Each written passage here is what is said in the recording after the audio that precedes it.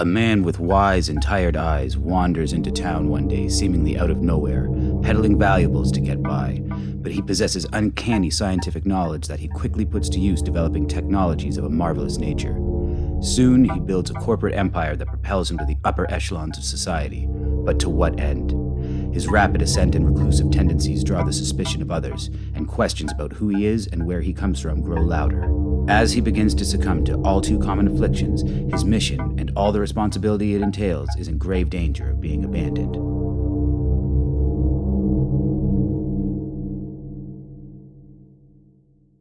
All right, welcome back to the channel where you follow me on my journey back into reading after several years of not doing it regularly. Today we are going to have a little bit of a discussion review about the book on my left. It is called The Man Who Fell to Earth. It's by Walter Tevis. This book came out in 1963, and I'm going to do a couple of caveats off the bat.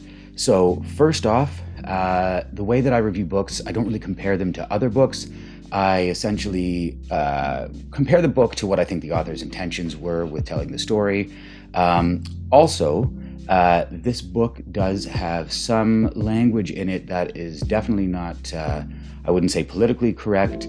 Again, this is an adult writing in 1963. It's speculating about the future, but there is still definitely language that, if you're sensitive to that kind of thing, and I'm someone who's not, but there were even a couple of points where I'm like, ugh. I would just advise you of that.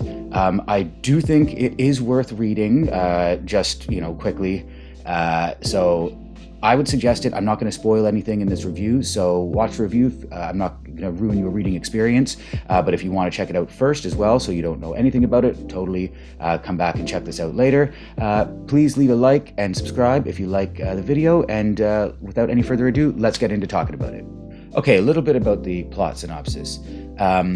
As you heard from the description earlier on, we have a traveler who is extraterrestrial. We don't know exactly where from, but they've arrived on Earth with a little bit in the way of means of making some money for themselves to start up a business venture.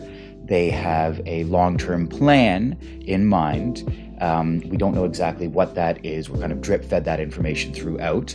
And essentially, they form a partnership. They're able to make some money, and they go about recruiting people to work for them. You get the viewpoint told from this character, as well as a couple of other ones.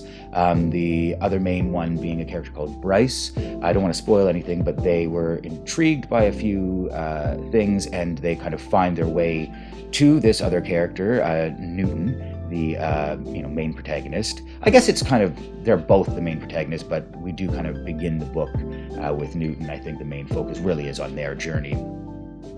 And there's another, few main-ish characters that are involved throughout this. And even in the back of the book, it tells you this is not going to end well. So this is, essentially almost it's a sci-fi, but it's a sci-fi tragedy.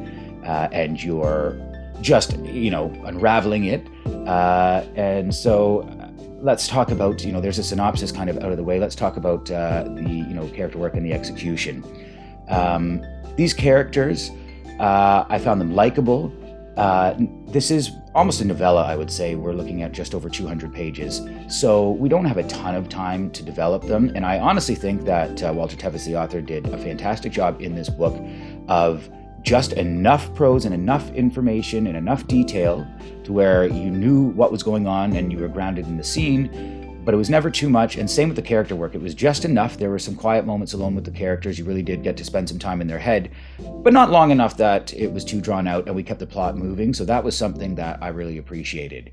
I would also say if you are more of a theme or concept over character kind of reader, this book will probably especially hit well with you, because the character work, like I said, it's there. I found them, intriguing characters, if not overly likable.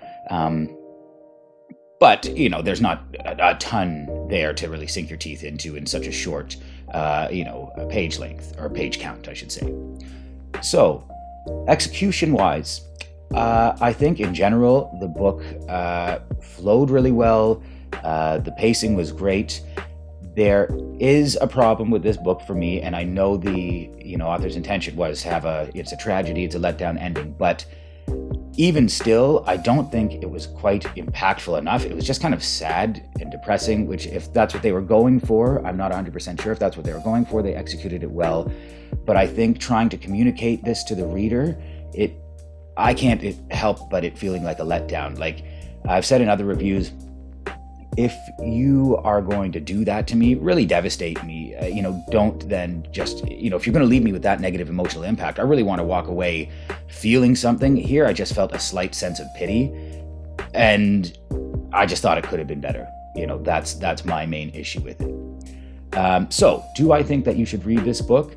Yeah, like I said, with the existing caveat of, if you're sensitive to that kind of language, it could be an issue for you. I think, it's not crazy, and it's not like overly insulting or anything like that. It's just, times have changed, and there's, a few words in there that, are definitely more on the offensive side, especially given today's context. I do think it was entertaining. It isn't overly long, and I really think that it's a good story. There's concepts of your place in the world, your place, in life. It deals with alcohol and alcoholism quite heavily. I mean, like everybody in this book drinks. Like I said, it was written in 1963. It's set in the late 80s, early 90s, the author's vision of that. And while they did nail some things, there's some really cool concepts in there and some allegories to what's going on in the world now. There were things that were quite obviously off the mark. It wasn't meant to be an accurate, they weren't predicting the future, let's say. But there's themes of isolation, like I said, of alcoholism, of your place in the world, of inadequacy. It's hard to speak too much about that without giving anything away, and it's such a short book. I suggest if any of that sounds interesting to you, you probably just go check it out yourself. I know that there is there was a movie with David Bowie that was done in the 70s. I haven't seen that, and I haven't seen the new television show either, but I would give this book a 7 out of 10. I still think it was really excellent. I liked a lot of the concepts. The ending left me a little bit unsatisfied, and the character work I could have felt a little more connected to them personally. Anyway, on that note, please let me know if you enjoyed the video. I had a lot of fun reading this book, and I had a lot of fun making the video. Please let me know in the comments if you've read it and your thoughts about it.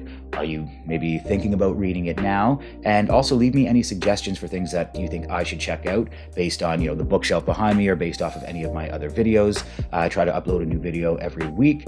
I focus on sci-fi and fantasy mainly, but I also do randoms in between. I kind of flip-flop back and forth between sci-fi and fantasy. Man, I cannot talk today. Kind of flip-flop back and forth between sci-fi and fantasy, and then I kind of throw randoms in there, whether it's historical fiction, mystery, a thriller, whatever. So, if that sounds cool to you, then maybe you're in the right place. Think about subscribing, and until next time, let's get back to reading.